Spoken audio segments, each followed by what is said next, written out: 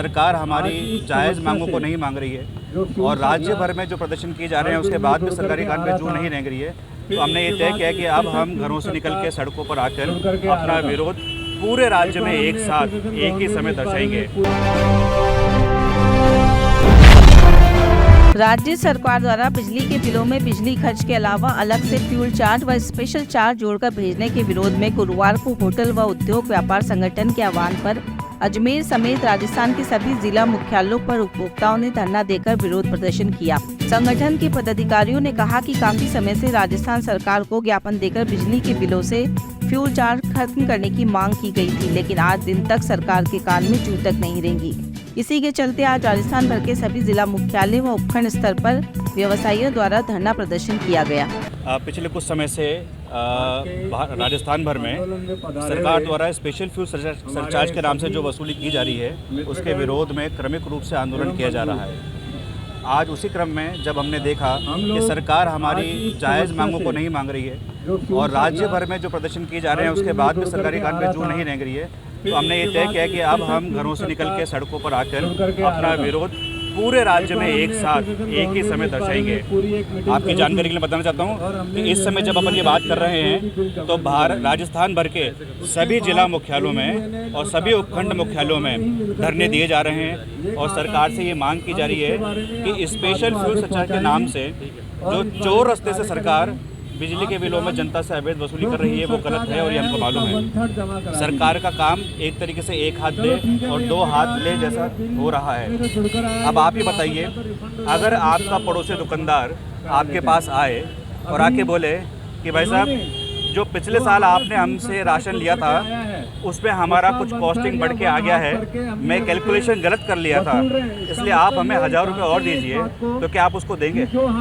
आप हंसेंगे कि यार ये किसी बात कर दी तुमने अजीब सी। साल भर पहले जो राशन दिया था उसके पैसे आज मांग रहे हो क्योंकि आप गणना गलत कर थे, आपने गणना गलत करी थी। सरकार आज ऐसा ही कुछ कर रही है और 7,500 करोड़ का भार उन्होंने सामान्य जनता पे इसलिए लाद दिया है क्योंकि 2013 से 2018 के बीच में सरकार और अडानी ग्रुप के जो बीच में संबंध हुआ था उसमें सरकार को अडानी ग्रुप को 7,500 करोड़ रुपए देना तय हुआ है। खास बात यह है कि इसमें से मूल जो अमाउंट है वो बहुत कम है,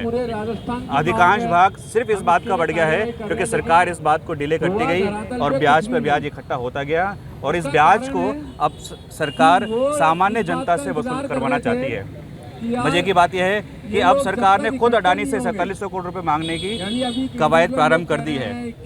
लेकिन उसका बेनिफिट सरकार जनता को नहीं दे रही है, जो अडानी से भी लेगी और जनता से भी लेगी। इस प्रकार का सरकार का जो एटीट्यूड रहा है वह निश्चित रूप से बेईमानी भरा प्रतीत होता है। इसलिए आज पूरे शहर के प्रतिष्ठित वर्ग के व्यापारी जो प्राय इस प्रकार के आंदोलनों में बाहर निकलना पसंद नहीं करते हैं, वे मजबूर होकर आज आपके सामने सब बाहर खड़े हैं। हमें आशा है कि जनता का हमें इस प्रकार का समर्थन मिलता रहेगा